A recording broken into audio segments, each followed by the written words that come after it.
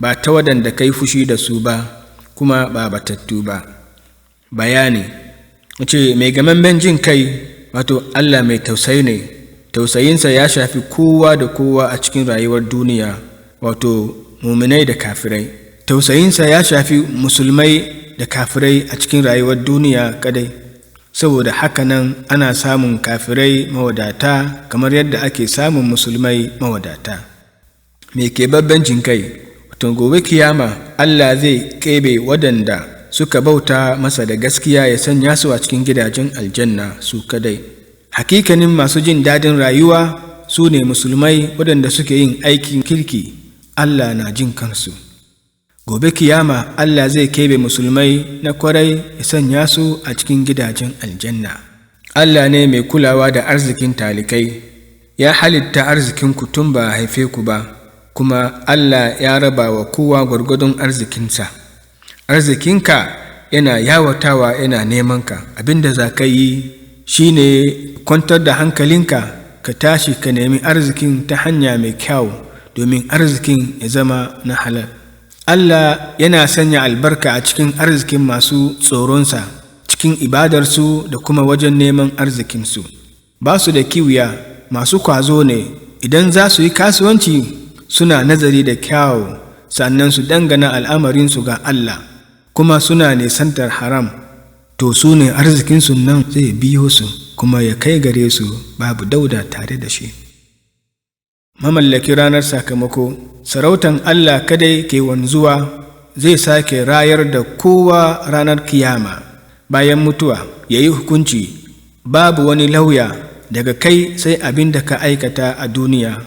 Gabobin jikinka su ne shaidunka. Iyaka na'budu, ba a bauta wa Allah sai ta hanyar da manzo sallallahu alaihi wasallam ya nuna. Ka san Allah, ka bi umarnin manzo Muhammadu sallallahu alaihi wasallam. Ka bauta wa Allah. Saboda ibada aka halitta mutum da aljani. A cikin ibada babu wani dan baranda, wato middleman, babu wani dan baranda tsakaninka da Allah. Hakanan kuma idan za ka roki, ka kira sunan Allah kadai, kada ka bi ta kan wani dan baranda. Allah yana kusa da kai sosai sosai. Hanya madaidaiciya ce hanyar annabawa da suka wuce. Annabawa sun fi dukkan mutane daraja, su ne zababbu da suka san hanya ta zuwa ga Allah. Yau wanda ke bin sunnan manzon Allah sallallahu alaihi wasallam yana kan hanya madaidaiciya. Musulmai kadai suka ba da gaskiya da dukkan annabawa, saboda haka su ke akan hanyar shiriya.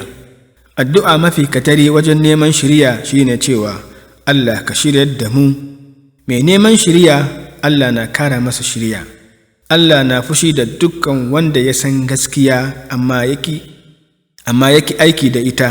Masu bautawa gumki, wato turu, da masu bautawa wani annabi sun bace saboda sun bautawa abin da ba Allah ba.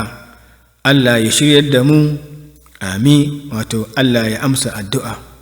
Gagarumin abin lura game da addu'a shine cewa addu'o'in da suke a cikin Alkur'ani su ne lamba 1, yani numero 1 a Faransanci.